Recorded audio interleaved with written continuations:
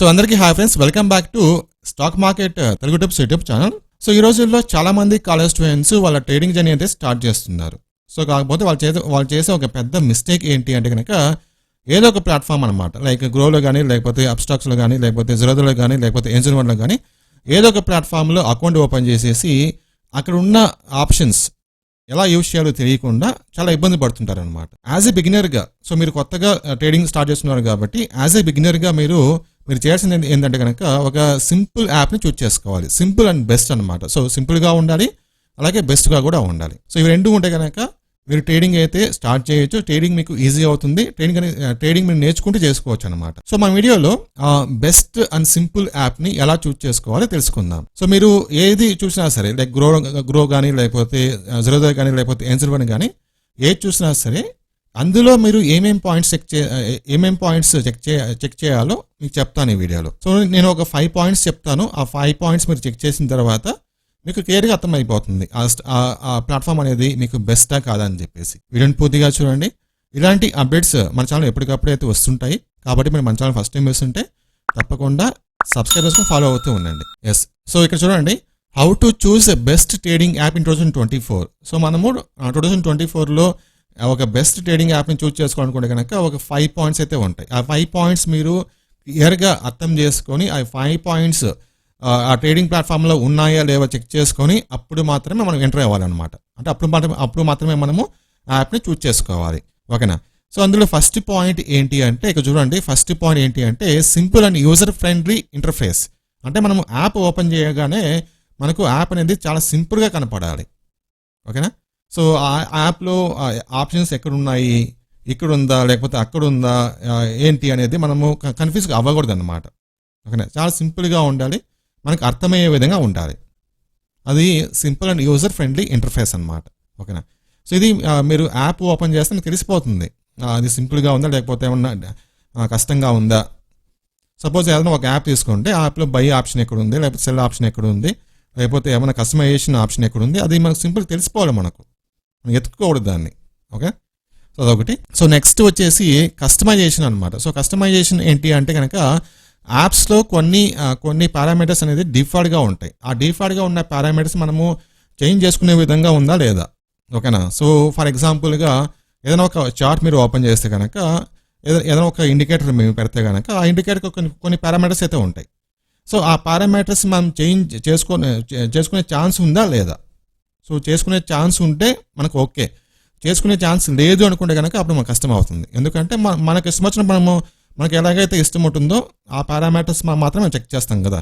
So డిఫాల్ట్గా కాకుండా, so suppose వాళ్ళు ఒక డిఫాల్ట్గా 10 పాయింట్స్ ఇచ్చారనుకోండి, మనం 20 పట్టుకొని చెక్ చేస్తాం.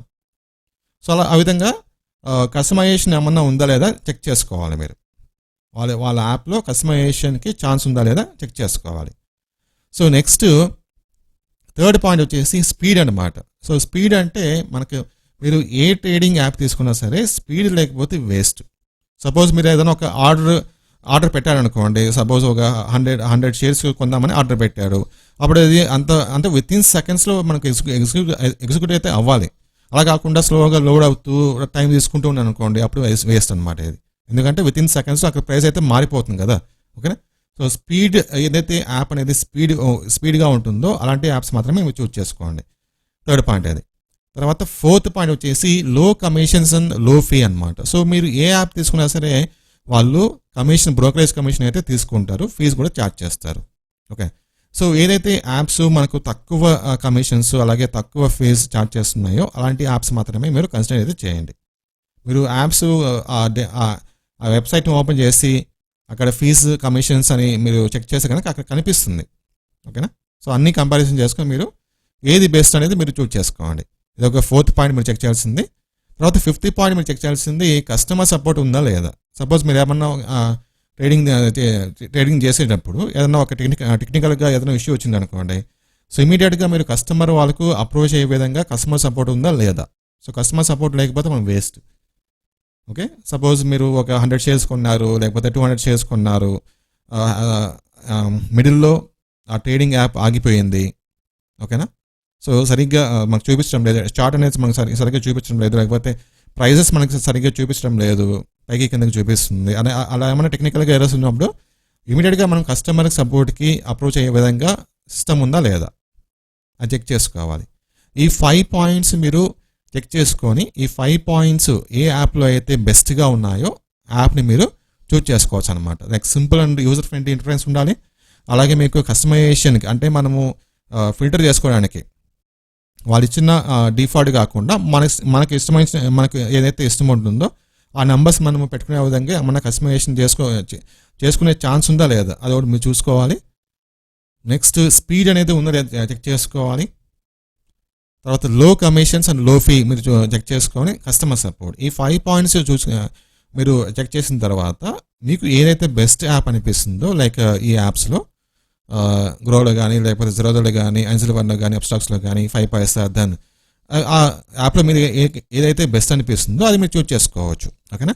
సో నాకు తెలిసింది ఏంటంటే కనుక యాజ్ ఎ బిగినర్గా మీరు కొత్తగా ట్రేడింగ్ స్టార్ట్ చేస్తున్నారు అనుకుంటే కనుక మీకు బెస్ట్ అండ్ సింపుల్ యాప్ వచ్చేసి గ్రో అనమాట.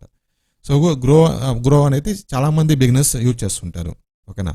సో కొంచెం మనకు ట్రేడింగ్లో ఎక్స్పీరియన్స్ వచ్చిన తర్వాత మనం వేరే ప్లాట్ఫామ్స్కి అయితే తీసుకోవచ్చు అనమాట.